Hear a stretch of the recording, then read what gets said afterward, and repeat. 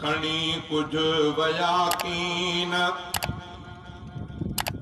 मालिक लखन जा खणी कुछ वयाकीन मालिक लखन जा आया पूरे कांधी दई मण मिटन जा खणी कुछ वयाकीन मालिक लखन जा खणी कुछ वयाकीन मालिक लखन जा आया पूरे कांधी दई मण मिटन जा खणी कुछ वयाकीन खणी कुछ वयाकीन वया बाग उजड़ी रहा से न माली दिसो तने जा आहिन प्या बंगुलाब खाली वया बाग उजड़ी गुलाबी गुलन जा खणी कुछ वयाकीन मालिक लखन जा आया पूरे कांधी दई मण मिटन जा खणी कुछ वयाकीन खणी कुछ वयाकीन पाए वेस सुहणा घुमंदा जेके वॾे नाज़ नखरने सां मिलंदा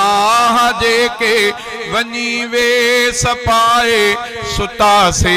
कफन जा खणी कुछ वयाकीन हुया महफ़लुन जा जेके मोर माण्हू वध कसूं हमें सुहणा शहज़ोर माण्हू कबर में सुता से पलल हा सुखन जा खणी कुछ वयाकीन हंधे माग जिन जे हुए हा कहलंदी दिसी जिने जो चेहरो दिलड़ी हुई ठरंदी रहा गुल से नाहिन रहा गुल से नाहिन दुनिया जे चमन जा खणी कुछ वयाकीन अदा फानी आहे ही सारो ज़मानो अदा फानी आहे ही सारो ज़मानो चवे सच तो तोखे ही नादरे निमाणो जुदा थी वया ठार कहिंजे अखिन जा खणी कुछ वयाकीन मालिक लखन जा आया पूरे कांधी दई मण मिटन जा खणी कुछ वयाकीन खणी कुछ वयाकीन Sunny Sound Panwadil Abdul Hadi and Raz Ahad 0300 3106319 क्या बात है बाबा वारो आ हुसैन मानवारो आ हुसैन पांज प्यारो जिंद जान करे वयो कुर्बान सचे दीन जे खातिर सचे दीन जे खातिर शान वारो आ हुसैन मानवारो आ हुसैन पांज प्यारो जिंद जान करे वयो कुर्बान सचे दीन जे खातिर सचे दीन जे खातिर नकी झुक्यो नकी विक्यो ही दिलेरो आहे छो जो शेर जो पुट भी हुंदो शेर आहे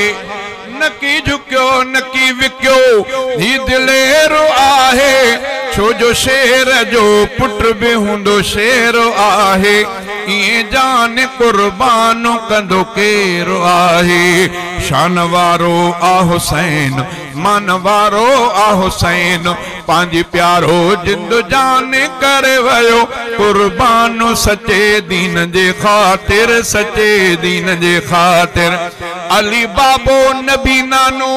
आएजाज के दो शहादत में मिठड़ो आ मुमताज के दो खुदा जो मथिस थी वयो राज के दो शान वारो आ हुसैन मान वारो आ हुसैन पांज प्यारो जिंद जान करे वयो कुर्बान सचे दीन जे खातिर सचे दीन जे खातिर दिसी जंहिंखे हर वक्त ठरंदा आका वरी उनखे शफ़क़त मां खणंदा आका ॾाढो प्यारो ॾोहिटे खे घुरंदा आका शान वारो आ हुसैन मान वारो आ हुसैन पांजी प्यारो जिंद जाने करे वयो कुर्बान सच्चे दीन जे खातिर सच्चे दीन जे खातिर ही पिटको ऐं कुटको करण डोह आहे शहीदन के मोअल चवण डोह आहे शरीयत खां बाहर वञण डोह आहे शान वारो आ हुसैन मान वारो आ हुसैन पांजी प्यारो जिंद जाने करे वयो कुर्बान सच्चे दीन जे खातिर सच्चे दीन जे खातिर रब्बना तक़ब्बल मिन्ना इन्नका Sunny Sound Banwadil Abdul Hadi and Riaz Ahmad 0300 3106 क्या बात है रहीम या इलाहुल आलमीन असां सभिनी जी हाज़िरी के पंहिंजे बारगाह में मंजूर ऐं मक़बूल करण फरमा आलमीन असां सभिनी जी ग़लतियुनि खे माफ़ फरमा या अल्लाह असांजी नेकियुनि खे क़बूल फरमा या अल्लाह असां में जेके मरीज़ आहिनि उनखे शिफ़ा कामिला आजिला अता फरमा या अल्लाह असां में जेके ज़रूरतमंद आहिनि उन्हनि जूं जाइज़ ज़रूरतुनि खे पूरो करणु फरमा या अल्लाह असांखे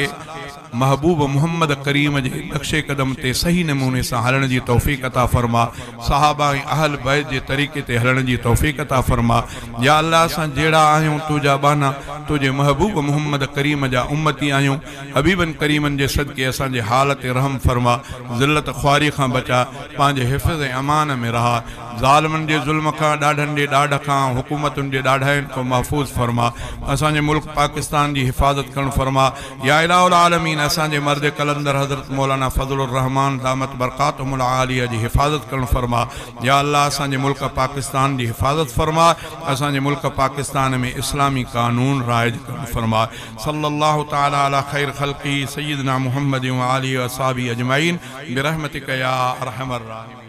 ला इलाहा इल्लल्लाह।